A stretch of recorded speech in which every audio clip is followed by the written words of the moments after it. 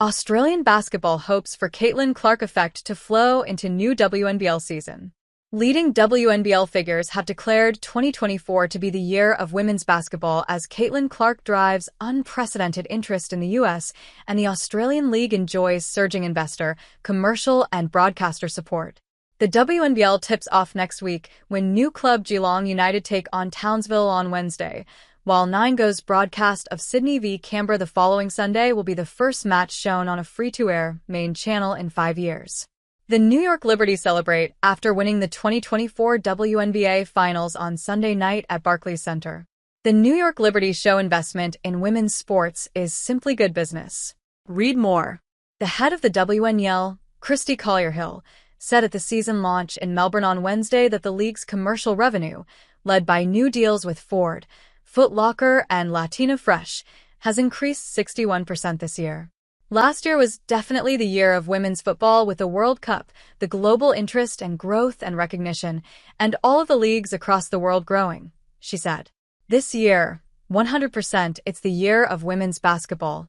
In the U.S., WNBA TV ratings have skyrocketed partly thanks to the phenomenal interest in Caitlin Clark.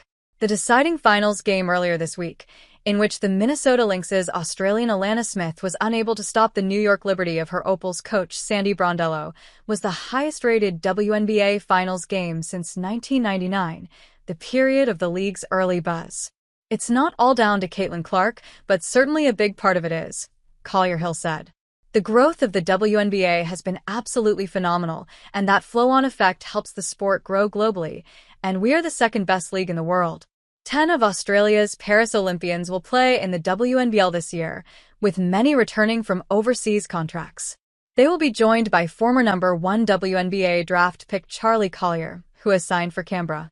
WNBL highlights will appear on the WNBA app and website. Perth Lynx's Annalie Maley, who played 3x3 for Australia in Paris, said the players are excited about the increasing visibility. We know it's only a matter of time before the hype of women's basketball reaches the shores of Australia, and it already has grown so much in the last couple years, she said. We have so much space to grow into, seeing what the game has turned into overseas. Minimum pay for the 6-month season has increased this year from $20,000 to $23,000 in a 1-year deal struck between the league and its players. A change in ownership of the league is planned from next season, when Basketball Australia will hand over the reins to a group led by Tesla chair Robin Denholm and Larry Kestelman's NBL company.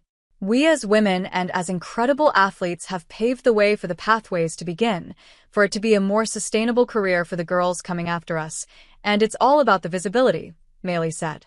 Opal Isabel Borlase, 20, said she was going to use this season for Adelaide to help develop her game, ahead of a planned push for a WNBA place in coming years. Getting into the league is hard and timing it right is important because you don't want to go and then get cut straight away, she said.